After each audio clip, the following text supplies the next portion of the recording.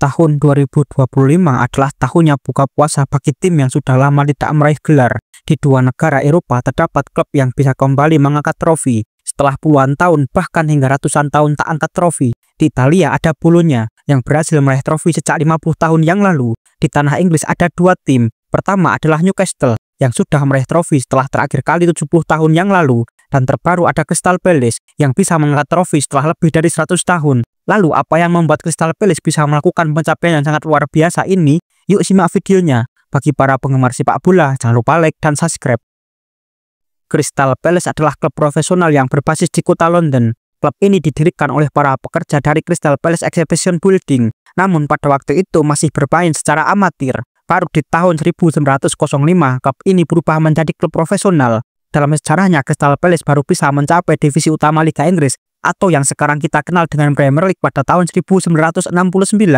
Meski berasal dari London, klub ini masih kalah tenar jika dibandingkan dengan klub London yang lain, seperti halnya Arsenal, Chelsea, Tottenham, dan West Ham. Ya, karena Crystal Palace bukan tim yang besar dan selalu berada di papan tengah, bahkan hanya bersaing di zona degradasi. Sepanjang sejarahnya, klub ini sering naik turun dari divisi utama ke divisi kedua, tetapi lebih sering berkompetisi di kasta kedua Liga Inggris. Secara prestasi juga tak banyak yang bisa dibanggakan. Pencapaian terbesar mereka adalah juara 2 kali Championship atau kasta kedua Liga Inggris dan 2 kali menjadi runner-up Piala FA di tahun 1990 dan 2016.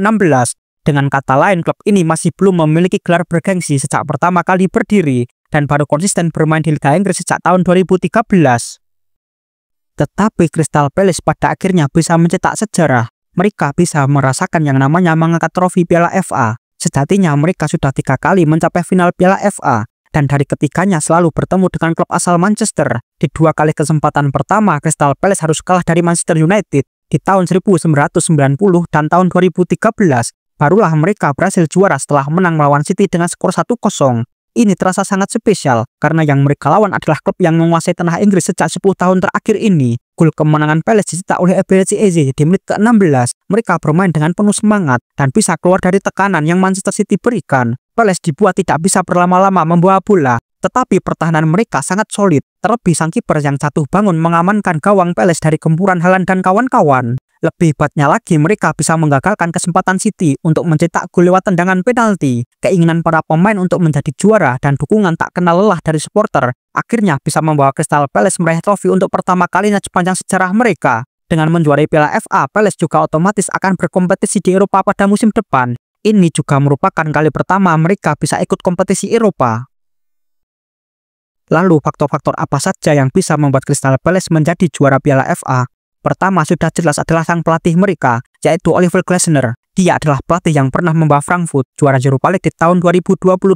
Di laga final ini tentunya adalah laga yang sangat berat, karena harus berhadapan dengan Pep Guardiola yang memiliki pemain yang sangat berkualitas. Glasner bisa membuat lini tengah City tak bisa mengembangkan permainannya dan bisa meredam Erling Haaland. Haaland dibuat tidak bisa berkutik dan hanya bisa mencatatkan 1 tembakan saja di laga ini. Sang pelatih menyuruh para bek mereka menutup ruang gerak dari Erling Haaland sehingga berimbas pada permainan City yang sangat buruk. Para pemain City lainnya yang mencoba untuk masuk ke kotak penalti juga bisa diredam oleh Dean Henderson dan para bek Palace. Gol kemenangan Crystal Palace yang dicetak oleh Eberechi Eze juga berkonsep dari strategi pelatih yang sangat rapi. Eze juga menjadi pemain penting dalam laga ini. Dia bisa menunjukkan permainan yang sangat luar biasa di laga tersebut. Eberechi Eze di musim ini sudah mencetak 13 gol dan 12 assist untuk Crystal Palace. Crystal Palace bisa memanfaatkan permainan bertahan dengan sangat baik. Melawan City dengan bermain terbuka itu sama saja dengan menjemput kekalahan. Koordinasi yang baik dari para bek Palace dan disiplin dalam mematahkan semua serangan City menjadi kunci dalam kemenangan ini. Mereka tampil dengan tenang dan tidak panik. Sang kiper Dean Henderson juga bisa menjadi pembeda di laga tersebut. 6 penyelamatan penting dan 1 penyelamatan penalti bisa membuat Palace menang dari City di laga final ini. Crystal Palace bisa lebih efektif dalam memanfaatkan peluang. Mereka hanya bisa menguasai 20% penguasaan bola dan hanya 2 tembakan tepat sasaran saja. Tetapi mereka keluar sebagai juara dengan menggunakan strategi serangan balik yang cepat. Dengan juaranya Crystal Palace tentu membuat banyak penggemar sepak bola merasa senang karena bisa melihat sebuah klub bisa mendapatkan trofi untuk pertama kalinya. Berbeda jika klub seperti City yang meraih gelar, mereka hampir setiap tahun bisa mendapatkan gelar juara. Tentu yang paling bahagia adalah fans Palace itu sendiri. Terlihat di sebuah akun X, terdapat seorang anak dan ayah yang sangat bahagia bisa melihat klub kesayangannya meraih gelar. Selain itu, ada kakek-kakek berusia 70 tahun yang tentu bahagia karena bisa melihat klub kesayangannya bisa meraih gelar untuk pertama kalinya. Hubungan supporter dengan klub Crystal Palace memang sangat hangat. Bahkan sebelum pertandingan, TV mereka juga memperlihatkan gambar supporter Palace yang bahagia di tahun 2011. Foto tersebut sangat emosional hingga memeluk putranya saat merayakan gol melawan MU. Namun sang ayah meninggal di tahun 2017. Dan kedua putranya pada laga final bisa menyaksikan klub kebanggaan ayahnya mengangkat trofi Piala FA di tribun. Ini membuktikan jika sepak bola dan supporter memiliki hubungan emosional yang sangat tinggi. Sekali lagi selamat untuk Crystal Palace dan semua supporternya yang ada di seluruh dunia.